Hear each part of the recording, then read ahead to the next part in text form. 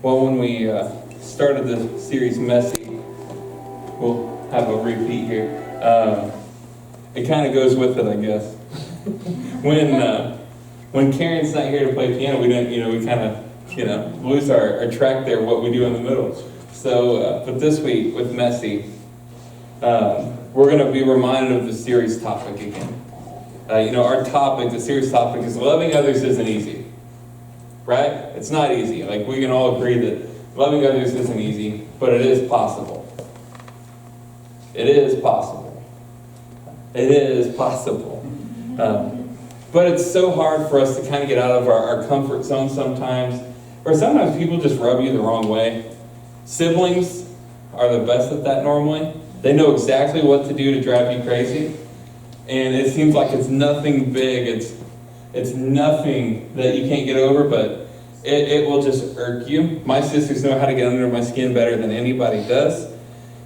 Beyond that, though, sometimes it's just differences of opinion, maybe differences of smell. Some people, we kind of look that way and we're like, I don't know. Like, they dress a certain way, they act a certain way, maybe they're Raiders fans. Reasons why we may not want to talk to them.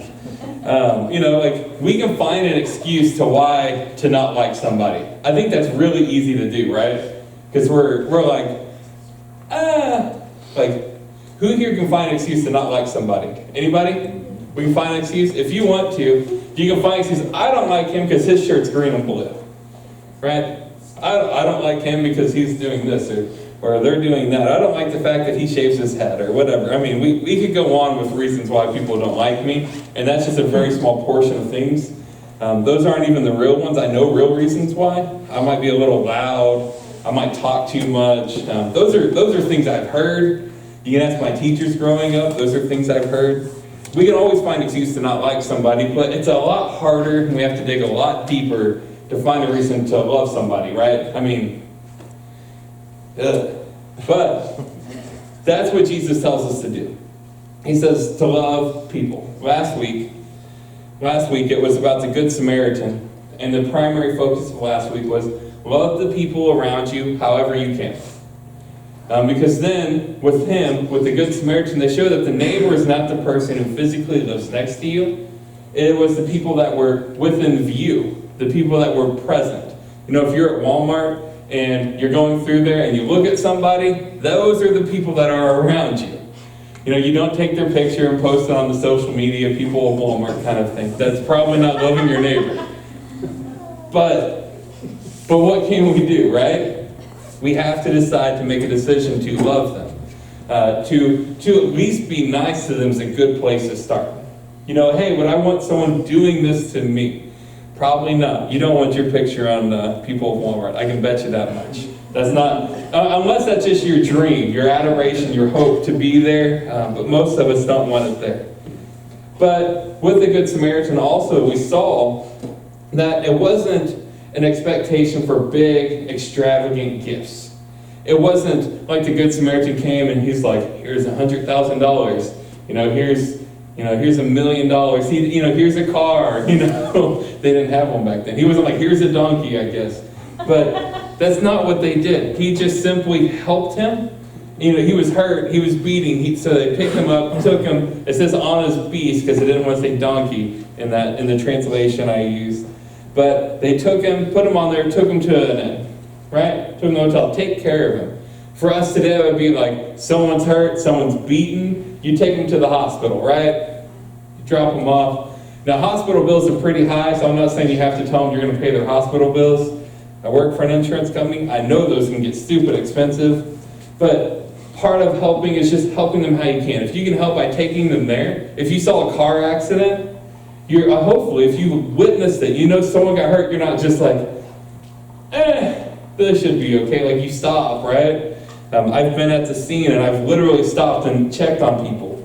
There was one accident me and Kristen saw, and we were actually sitting in the position where it was in Nixa, and we could see both lights. And we knew that this person's light was green, so this person's light was red. And this person was going across and this truck just nailed them. And we went up because we're sitting at the light where we can't turn, and went up and turned around. And the person driving the pickup truck told him, well, my light was green. And this other person didn't have anyone with him, but the other truck had 2 people, so they were inclined to believe him over the person crossing the street. It's like, well, we were sitting at the light and could see it, and it was green, and I don't know this guy, and I don't know them, and I have no dog in this fight.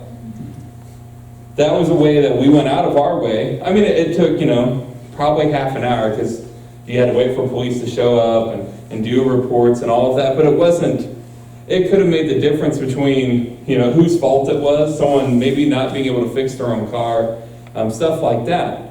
So it was an important moment where we could decide, well, it didn't affect us, it's not impeding our travel, we could just continue on doing what we're doing, and no one would know, besides us. We decided we were going to help them however we could, and just being a witness was part of it. So part of today that will be going on is loving people, loving messy people, loving the people around us. And I have to tell you a secret about me, and maybe you already have come to know this. I have a syndrome that I call foot-to-mouth syndrome. It's where I say something stupid and not thinking about it, and then I have to put my foot in my mouth because I said it, and then it's like, oh, that came out wrong. Or that came out rude, or that came out mean.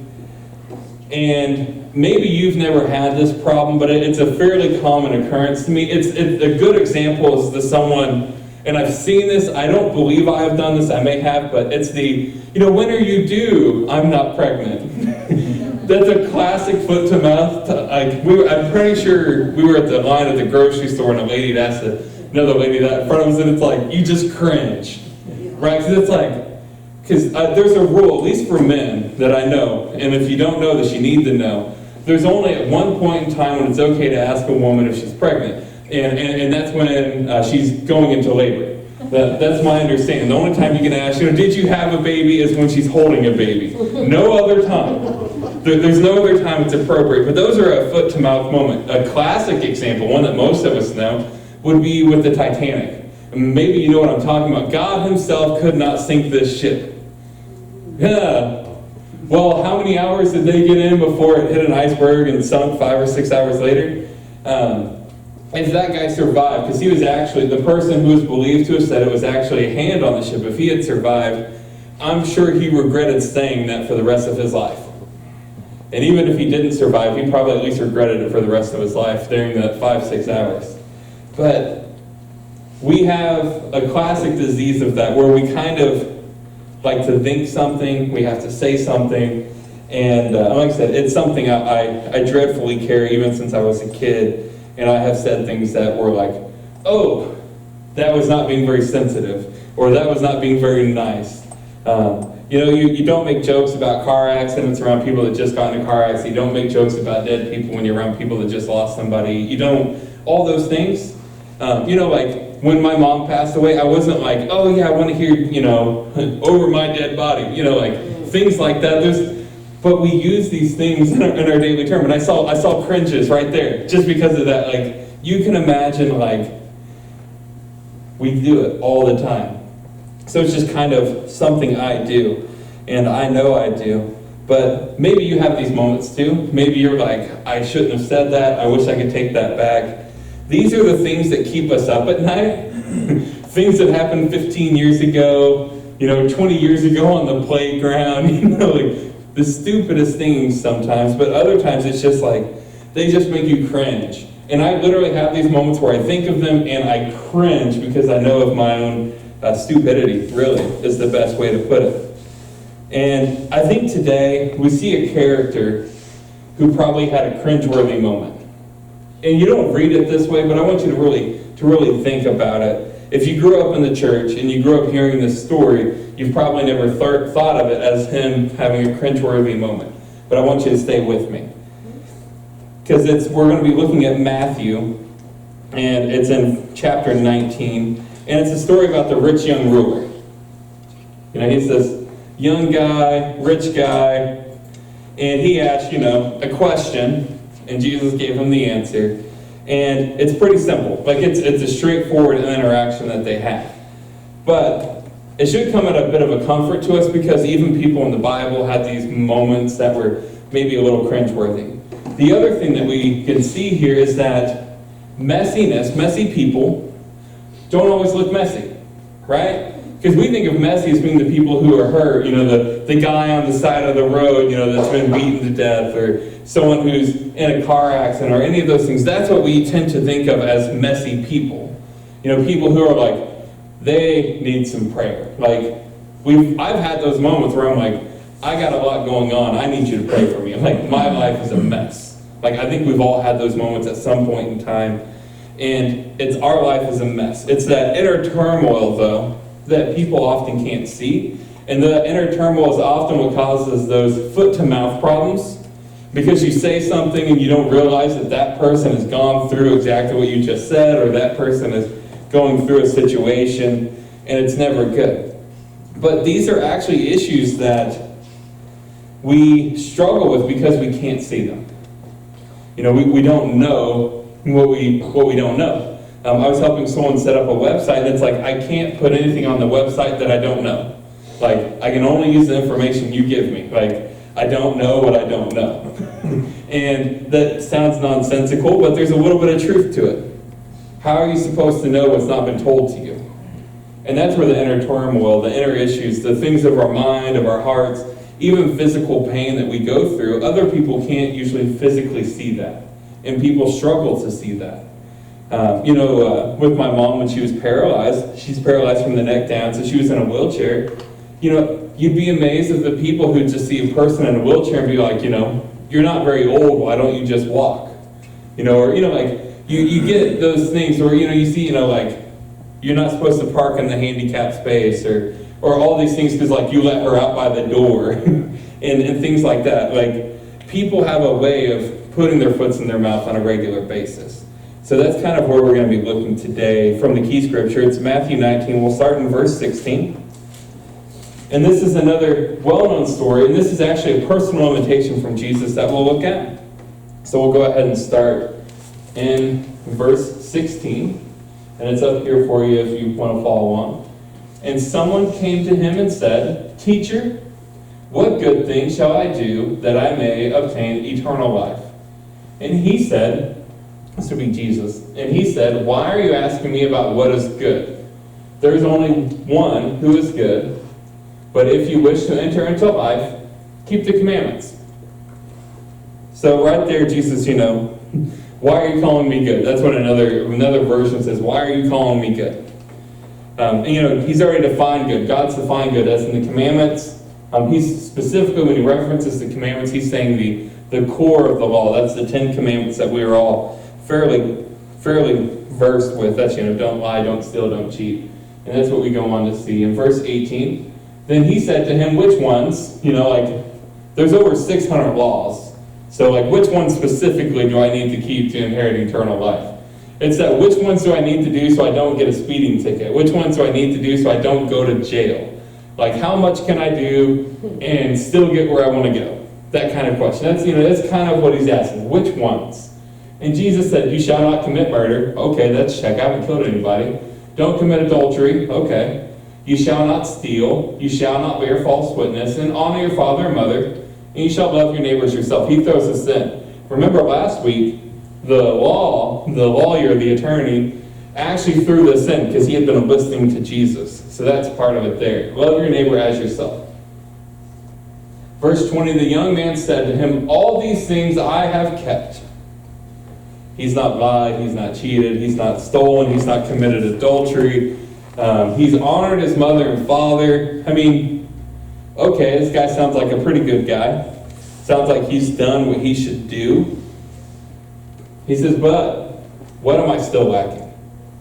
That's the important part. What am I still lacking? And Jesus said to him, another version says, Jesus had compassion on him. Jesus said to him, "If you wish to be complete, go and sell your possessions and give to the poor, and you will have treasure in heaven. And come, follow me." But when the young man heard this statement, he went away grieving, for he was one who owned much property. And Jesus said to his disciples, "Truly I say to you, it is hard for a rich man to enter the kingdom of heaven." This last part, it is hard for a rich man to enter the kingdom of heaven is contrary to their entire belief system. And you see that if you actually read on beyond that. It says that basically they were astonished. Right? But then who can go to heaven? Who will make it to heaven? If the rich and the wealthy don't make it to heaven, who can go? The reason they believe that, though, and if you've read the book of Job, you see a glimpse of this as well. In their society, if you were blessed, if you had riches, if you had money, you were blessed. That was how they described blessing. It was physical blessing. It wasn't spiritual blessing. It wasn't a mental blessing, but physically they had money, they had providence, they had all the things that people wanted. They were blessed, so they were going to go to heaven. If you were, and you see it throughout the New Testament, the different writings of Jesus, if they had this issue or that issue, they were blind, they were lame, they had leprosy, who cursed?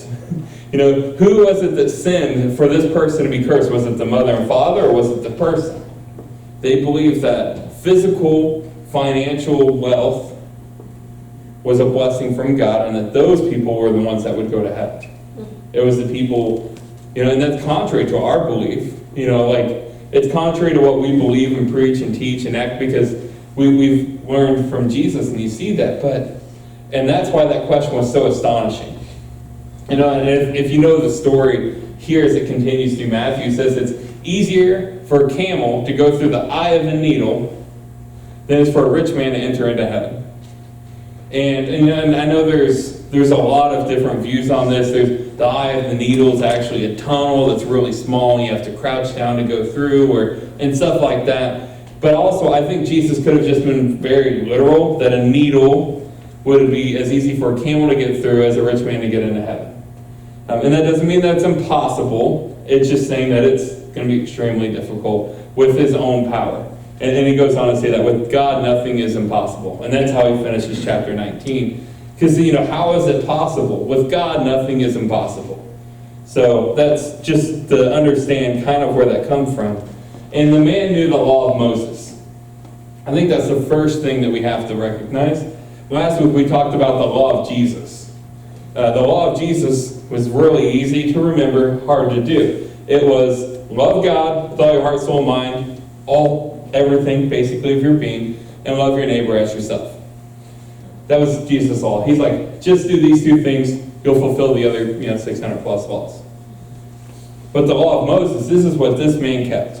It was the law that Moses gave to the Israelites. It's in Exodus 20. And he knew he shouldn't lie, steal, cheat, commit adultery, all those things. I think most of us would know that committing murder, stealing, lying, we know those are things we shouldn't do, right? That's kind of a given. Who thinks that, okay, I can go out today, get mad in traffic, shoot somebody because I got mad, and leave, and it's okay?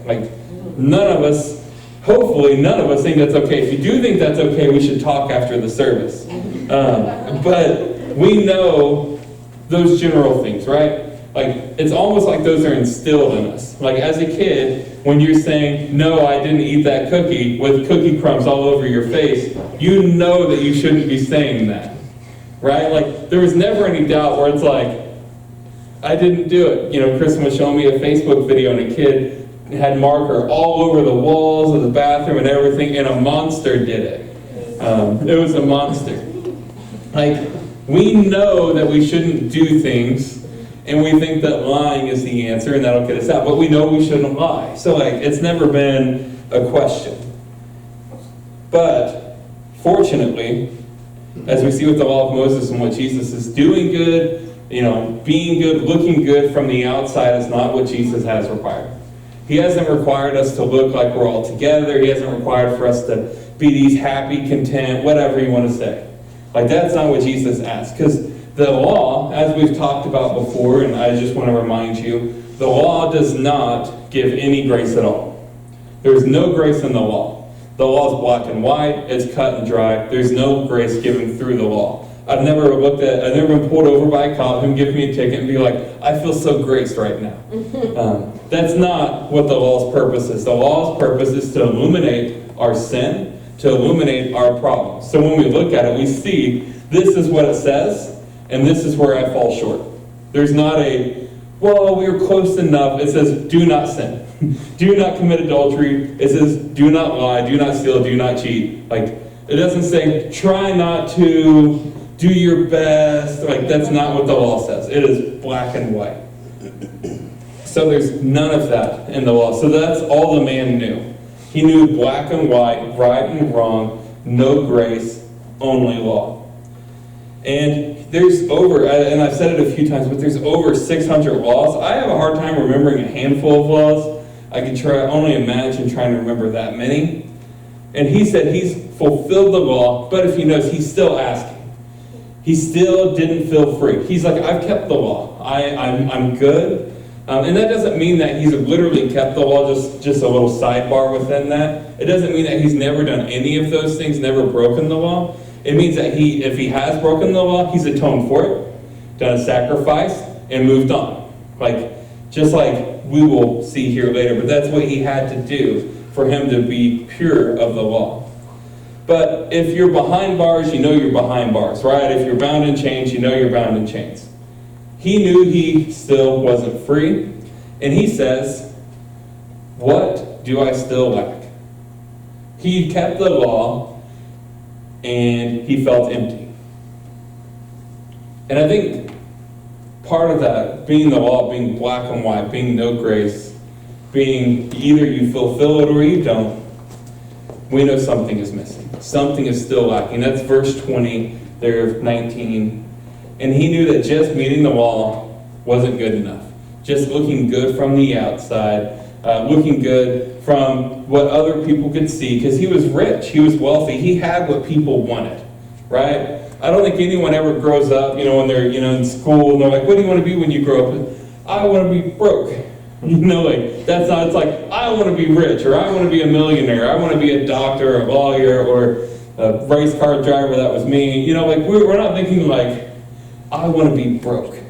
That's never been my ambition. When I was in high school, I don't know how you guys look at high school, you guys that are teenagers, if you started looking at careers. When I look at careers, it's like, okay, here's the job, how much do they make? Here's this job, how much do they make? I wasn't I need to find something I can mildly enjoy. I don't want to hate work, because you got to do it for a third of your life, 40 hours a week. It's a fourth of each week. And most of the professions I was looking at were jobs where you work 70, 80 hours a week, so there's half your week. It's, 2/3 of your waking hours. So you had to decide, is it worth it on both sides? I wanted to be an engineer, I wanted to build race cars, imagine that. But you look at these jobs and then you want to know why I didn't choose a mechanic? Because mechanics don't make as much money as engineers. That's literally my thinking as teenage Kevin. This guy makes, whatever the average is, 30, 40,000. Engineer makes 90, 100,000. I'll be an engineer. Because that's how we pick jobs as teenagers. Maybe you didn't. Maybe you were much better than me. Like Kristen, she was much better than me. She's like, I wanted to be a nurse. I always wanted to be a nurse. And she became a nurse. Hers is really simple. Mine was there's 40 different options. I still wonder what I want to do when I grow up. Maybe you can relate. My dad still says that. He's like, yeah, I don't know what I want to do when I grow up yet. I'll figure it out one of these days.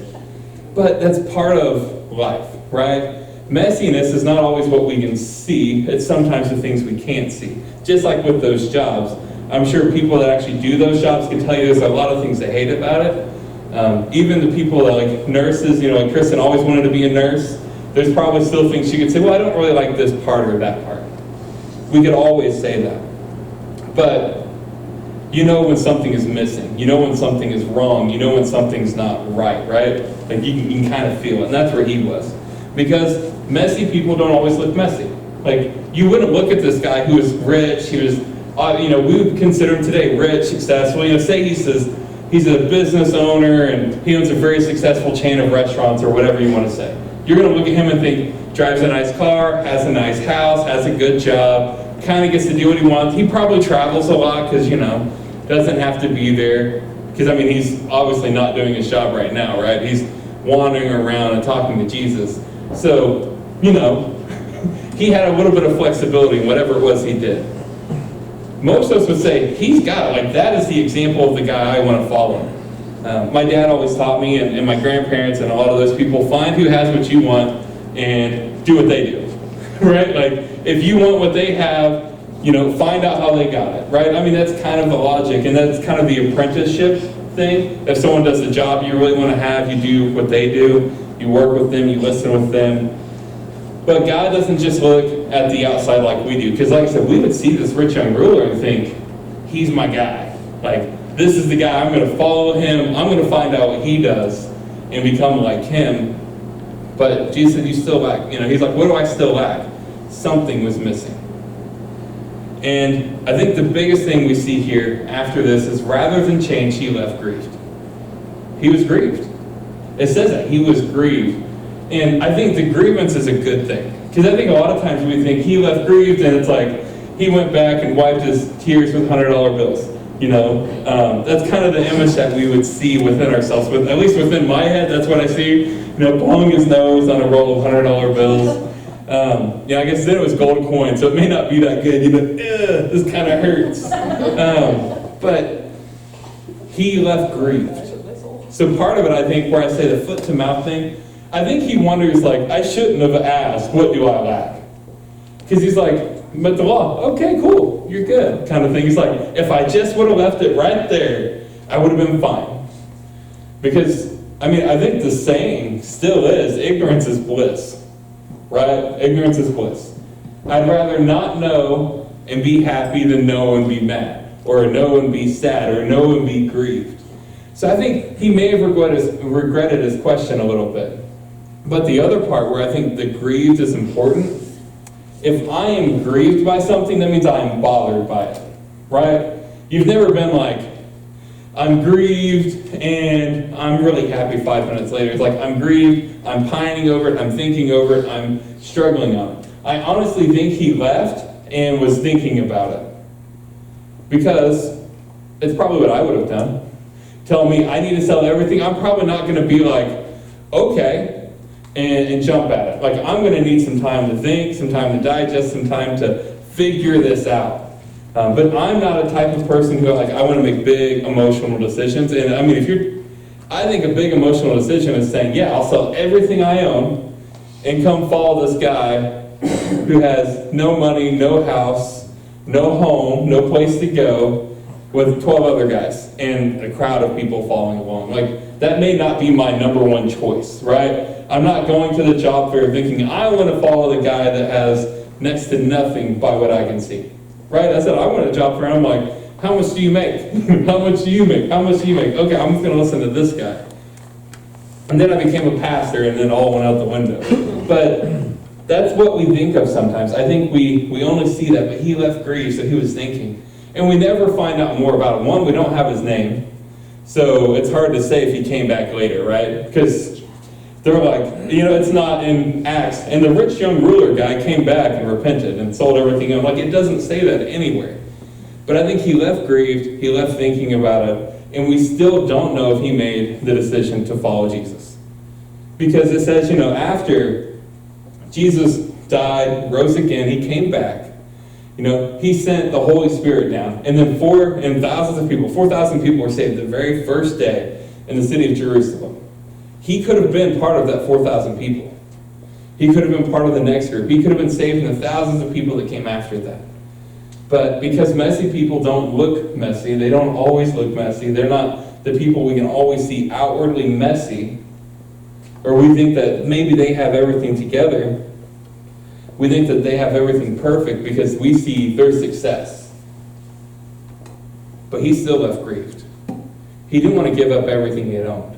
Everything he had. If he's like most of us, what's the number one excuse to why you don't want to give to people? We talked about this just a few weeks ago in generosity. One of the reasons why, outside of just I can't afford it, the next thing is, well, I worked hard for everything I have.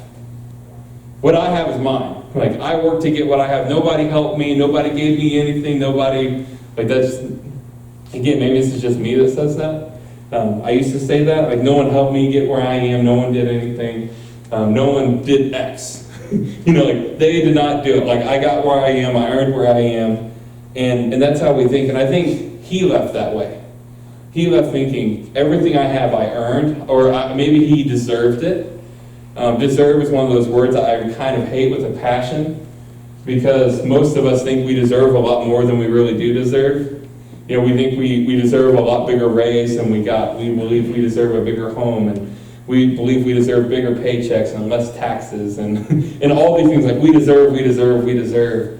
I like with athletes, I always hate the word deserve because it's like they deserve that opportunity. It's like, well, if they deserved it, they probably would have had it. Like you kind of go through those, but we think we deserve so much more, and other people deserve so much less. And I think that's why when we look at people like the rich young ruler, we think someone has their life together because they've been blessed. Right? We look at them, they had to have been blessed by God because they have this, and this, and this. They have what I've always wanted. They have money, they have success, they have freedom. Right? That's what we look to. But messy people don't always look messy. He had a mess.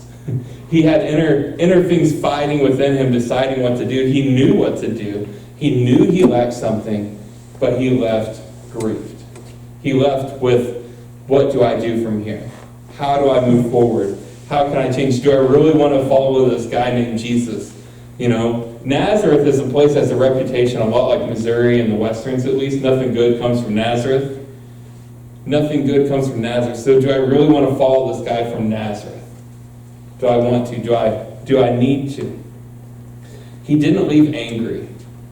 He didn't leave upset. He didn't leave sorrowful. He didn't leave sick. He left grieving. He left wondering, is this what I should do with the rest of my life? And that's a question we all have to ask ourselves. Because at some point in time, that decision is something you have to make. I honestly hate the fact that you're in high school and you're supposed to pick the career you do for the next 47 years. And actually for them, I want to say retirement's like 69 now. It's 67 for me, it's not 65. So it's probably 69. So what do I want to do for the next 51 years of my life? As a teenager, you're not ready to make that decision, I'm afraid. Most people aren't. I wasn't. I still don't know. It's like, I know I'm called to ministry, but it's like beyond that, like if I wasn't called, what would I be doing? And we have to make that decision with Christ.